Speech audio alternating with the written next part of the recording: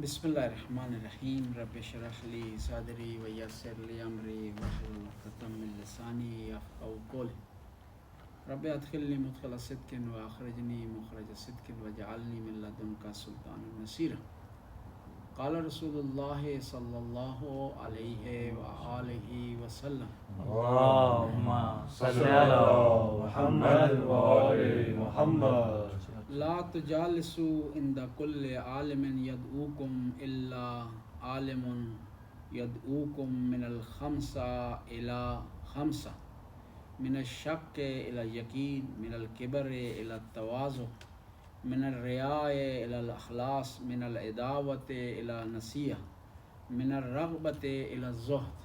پیغمبر گرامی کا ارشاد ہوتا ہے کہ ہر عالم دین کے پاس نہ جائیں جو آپ کو بلا رہا ہو، مگر یہ کہ اس میں 5 خصوصیات ہوں، آپ کو 5 چیزوں سے نکال کر کے 5 چیزوں کی طرف لے آئے۔ من الشک الی یقین، شک سے نکالے یقین کی طرف آپ کو لے جائے۔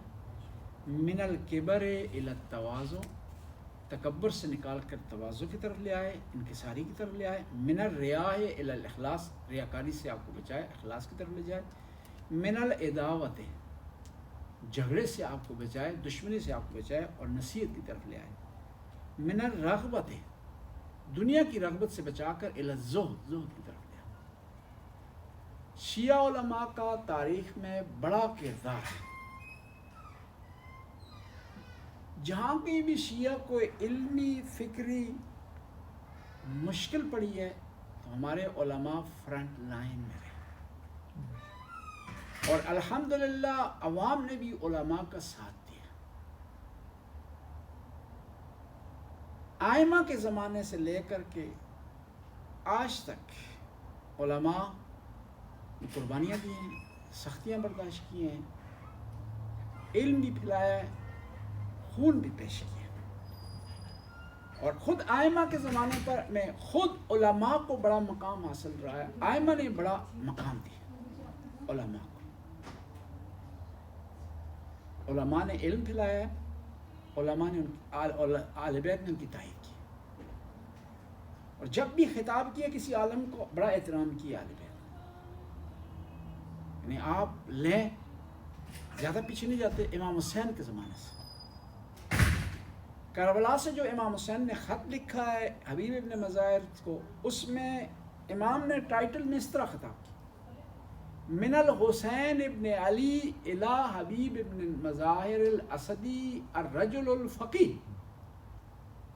یعنی امام نے اس مشکل وقت میں، اس سخت وقت میں، امام ان کو خطاب دے سکتے تھے بڑا جنگجو، حالانکہ میدان جنگ تھا نا، خطاب بھی یہ دینا چاہیے کہ ہمارے عقل کے مطابق بہادر لکھ دینا چاہیے تھا، لکھنا چاہیے تھا جو ہے وہ لڑنے والا سخت، فرنٹ لائن کے سپہ سالار، لیکن امام نے لکھا ہے کہ رجل الفقی، یعنی خطاب کر رہے ہیں حسین ابن علی کی طرف سے خط ہے ایک ایسے آدمی کو جو رجل الفقی ہے، یعنی اس جنگ کے میدان میں بھی امام نے فوقیت دی اس آدمی کو جس کے پاس علم ہے، اس کو منزلت دی، اس کو مقام دی۔ یعنی امام بتانا چاہتے تھے کہ میدان ایک کربلا صرف جنگ نہیں ہے، صرف لڑائی نہیں ہے، صرف بھوک اور برداشت کرنا نہیں ہے، بلکہ ایک معرفت کا میدان ہے، اور اس کے لیے حبیب ابن مظاہر جیسا معرفت والا شخص چاہیے۔ پھر ائمہ کے زمانے میں دیکھیں، امام زین العابدین کے زمانے میں ثابت بن دینار ہے، امام کی روایتوں کے راوی ہے، دعائے ابو حمزہ صومالی ان سے مشہور و معروف ہے، اور امام کی جو تفسیر ہے وہ بھی ان سے منسوب ہے، یعنی امام کی بارگاہ سے علم لے رہے ہیں، لوگوں تک پہنچا رہے ہیں۔ پھر ائمہ امام باقر کا زمانہ آ جاتا ہے، اور 7 افراد ایسے جو ہے مشہور ہو جاتے ہیں امام جعفر صادق کے زمانے میں، جنہیں اصحاب اجماع کہا جاتا ہے۔ یعنی ائمہ نے مور لگائی ہے، یہ اگر کسی روایت کو نقل کریں گے تو روایت میں مزید تحقیق کی ضرورت نہیں۔ یونس بن عبد الرحمن ہے، ابان ابن تغلب ہیں، زرارہ بن آیون ہے، یہ وہ شخصیات ہیں کہ جو علم اہل بیت کا لوگوں تک پہنچا۔ اور اتنے اتھنٹک ہیں آئمہ کی بارگاہ میں کہ امام فرماتے ہیں یا ابان ابن تغلب اجلس فی المجلس وافتی الناس، مجلس میں بیٹھ کر مسجد میں بیٹھو اور فتویٰ صادر کرو. یعنی اتنا مقام اور اتنی فوقیت اصل ہے ابان ابن تغلب. محمد بن مسلم ہے امام جعفر صادق کے ساتھ، صحابی ہیں.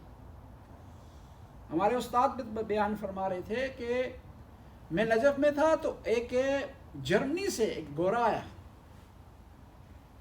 ہم نے پوچھا کس لیے؟ کہا صرف محمد بن مسلم سے متعلق تحقیق کرنے کے لیے آیا کہ کس چیز میں اسپیشلائز تھے.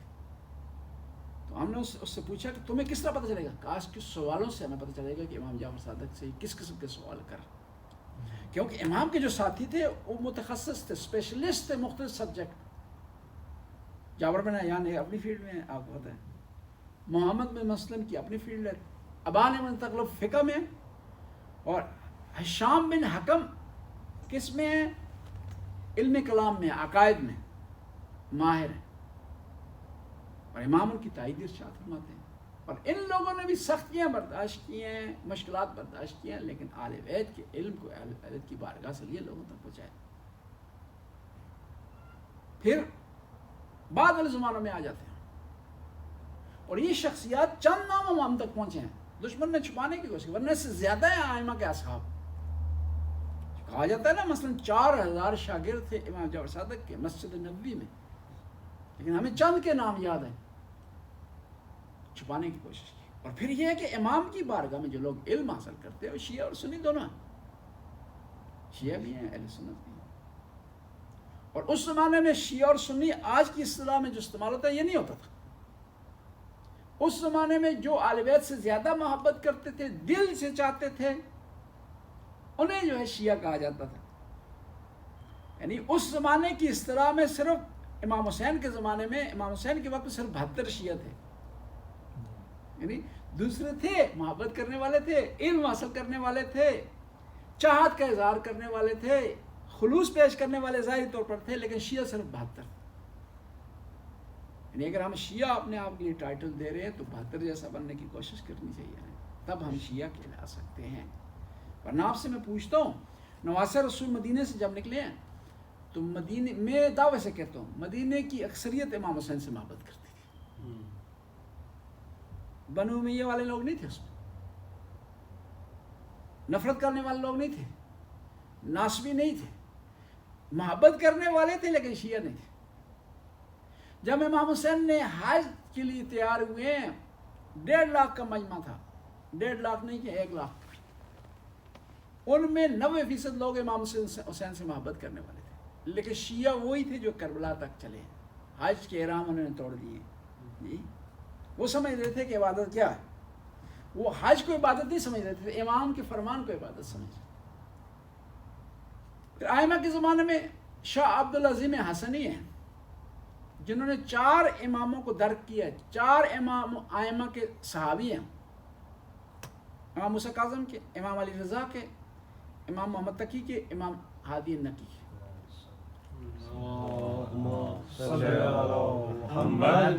امام ہادی النقی کے. اور جو ہمارے پاس اتھنٹک اور مکمل عقائد کی والی حدیث ہے جس میں عقائد مکمل طور پر بیان ہوئے ہیں کہ عقیدہ انسان کا کس طرح ہونا چاہیے، وہ شاہ عبدالعظیم نے نقل کی ہے امام نقی علیہ السلام سے. اور کوئی چاہتا ہے کہ اپنے عقائد کو صحیح کرے اور چیک کرے کہ اس کے عقائد کے بہترین حدیث ہے عقائد کو ناپنے کے لیے، تولنے کے لیے، میزان پر رکھنے کے. یہ کس کے صحابی ہیں؟ 4 امام آئمہ کے.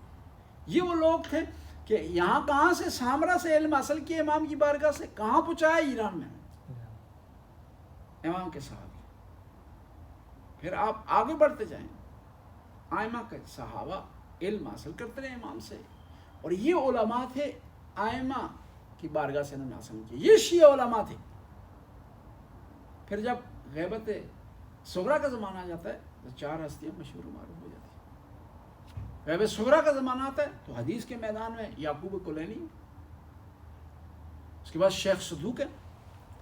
ان لوگوں نے علم حاصل کیا آئمہ کی بارگاہ سے اور ہم تک پہنچایا ہے.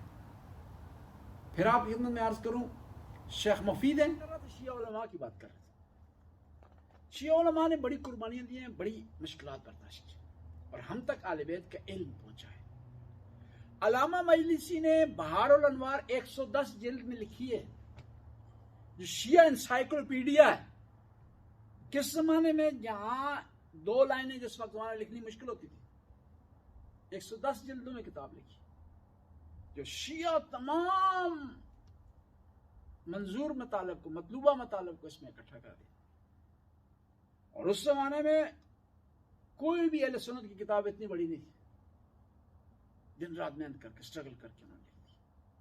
ان کو پتہ چلتا تھا کہ ایک کتاب ہے شیعہ اور اس کا ضروری ہے کہ بہار الانوار میں اس سے میٹر لیا جائے، یمن میں تو وہاں آدمی اپنا بھیج کر وہاں منگواتے تھے اور اس کو لکھتے تھے۔ اور بعض کا ضرورت پڑتی تھی گورنمنٹ کو استعمال کریں، اس زمانے میں شاہ عباس صفوی تھے، گورنمنٹ کو ریکویسٹ کرتے تھے کہ جاؤ وہ کتاب مجھے منگوا کر دو۔ اور اس زمانے کا بادشاہ بھی، خدا اس کو غریق رحمت کرے، وہ اس ایک کتاب کو منگوانے کے لیے ایران سے ایک قافلہ تیار کیا جاتا، تحفہ طائف کا، 500-600 اونٹوں کا لدا ہوا تحفہ طائف کا قافلہ تیار ہوتا تھا، ایران کا بادشاہ بیچتا تھا یمن کے بادشاہ کے پاس، یہ تحفہ طائف دیتے تھے، وہاں سے ایک کتاب لے کر آتے۔ یہ شیعہ کی کتاب میرے امام نے اس میں ذکر کی ہے، قال امام صادق، امام جعفر صادق، امام باقر کی احادیث ہیں، وہاں سے اس کتاب کو لایا جاتا تھا ایران میں، علامہ مجلسی سامنے رکھتے تھے اور بہار الانوار میں اس سے میٹر لیتے تھے۔ اتنی سختیاں جو ہے برداشت کی ہیں جو ہے شیعہ علماء نے اہل بیت کے علم کو اور پھر بعض اوقات ہمارے علماء کو خفیہ رہنا پڑتا تھا، تکیہ کرنا پڑتا تھا اہل بیت کے علم کو لوگوں تک پہنچانے کی۔ آسان سی مثال دوں، شاہ محدث دہلوی کا پوتا ہے عبدالعزیز دہلوی، اس نے کتاب لکھی ہے شیعوں کے خلاف، تحفہ اثنا عشری، اور اس نے تحفہ اثنا عشری اس لیے رکھا کہ اس میں 12 چپٹر رکھے، اس نے 12 اماموں کے نام پر، اور اس نے اپنی کتاب میں دعویٰ کیا یہ کتاب میں فارسی میں لکھ رہا ہوں، مجھے یقین ہے کہ شیعہ اس کا فارسی میں جواب نہیں دے سکیں گے، کیونکہ اس وقت ہندوستان کی علمی زبان فارسی ہو کرتی تھی، اگر وہ اس کا اردو میں بھی جواب دے دیں پھر بھی میں مان لوں گا۔ تو اسی کی شاگردوں میں ایک عالم دین تھے شیعہ، ابھی کتاب باہر نہیں آئی تھی پرنٹ پر، اس نے اس سے پہلے علامہ میر حامد حسین نقوی کو اس کا نسخہ پہنچا دیا کہ اس ملعون نے یہ کتاب لکھی ہے اور دعویٰ کی ہے کہ شیعہ اس کا جواب نہیں دے سکیں گے فارسی میں، لہذا یہ اگر دے سکتے ہیں تو اردو میں دے دیں۔ علامہ اس نے 12 چپٹر پر ایک کتاب لکھی تھی تحفہ اسناد، علامہ میر حامد حسین نقوی نے 12 جلدوں میں اس کا جواب دیا، 12 والیوم ہے، اور اس نے فارسی میں کتاب لکھی، انہوں نے عربی میں اس کا جواب دیا۔ تم کیا سمجھ کہ اہل بیت کا مذہب لاوارث ہے، علم نہیں ہے؟ اور کہتے ہیں کہ جب وہ فوت ہوئے تو ان کے سینے پر نشان تھے۔ کسی نے پوچھا نشان کس بات کے تھے؟ کہ وہ بولتے تھے، بولنے سے کیا ہوا؟ نہیں، پہلے وہ لکھتے تھے، ان کے ہاتھوں نے کام کرنا چھوڑ دیا، پھر شاگردوں کو بولتے تھے تو کیا ہوا؟ ان کی بیٹھ کے کمر جھک کی، لیٹ کر وہ بولتے تھے، اور پھر کتاب یہاں رکھتے تھے تاکہ کتاب سے ریفرنس دیں بولیں، تو یہاں کتاب رکھ کر سینے پہ ان کے نشان پڑے۔ ہمارے استاد کہتے ہیں کہ میں نے اپنے استاد سے سوال کیا، کیونکہ آج کل جب بھی ریسرچ ہوتی ہے نا، مجھے دوسرے فیلڈز کا نہیں پتا کیونکہ اپنے فیلڈ کی بات کروں، کوئی کتاب لکھتا ہے نا تو اس کتاب لکھنے والے کے پاس 12 یا 13 ریسرچر ہوتے ہیں جو میٹر کو اکٹھا کرتے ہیں اور پھر وہ آخر میں لکھتے ہیں۔ مثلا طاہر القادری صاحب کی 1000 جلدوں پر کتابیں انہوں نے نہیں خود لکھی، ریسرچر نے ان کو لکھ کر دی، انہوں نے آخر میں اس کو دیکھا ہے، اس کو تائید کی ہے۔ یا مثال کے طور پر تفسیر نمونہ ہے تو اس کے مکارم شرازی رائٹر نہیں ہیں، 5-6 افراد اور ہیں، انہوں نے صرف سپرویژن کیا اس کی۔ تو استاد کہتے ہیں، ہمارے استاد کہتے ہیں میں نے اپنے استاد سے سوال کیا کہ یہ علامہ میر حسین نقوی نے جو کتاب لکھی اباقات الانوار 12 جلدوں میں تحفہ اثنا عشری کا جو جواب لکھا ہے، ان کے پاس کون سی ٹیم تھی؟ انہوں نے کہا کہ جب انسان کو محبت ہو اپنے مذہب سے نا، لگن ہو نا، اس کو ٹیموں کی ضرورت نہیں ہوتی، اس کو صرف درد دل کی ضرورت ہوتی۔ علامہ میر حامد حسین نقوی کے دل میں درد دل تھا، اس لیے انہوں نے یہ کتاب اکیلے لکھی ہے، ٹیم کی ضرورت نہیں پڑی کہ ریسرچر ان کے لیے میٹر اکٹھا کریں، ریفرنس اکٹھے کریں اور اس کو لکھیں۔ نجف میں ایک آیا اہل سنت کا عالم دین، اس نے آ کر کہا کہ شیعہ بھی کوئی مذہب ہے، ان کے واسطے کتابیں نہیں، تصانیف نہیں، ورک نہیں۔ تو علامہ بزرگ تہرانی جو مسلم مجتہد تھے، مرجع تھے، انہوں نے ایک کتاب لکھی ہے، کتاب نامہ،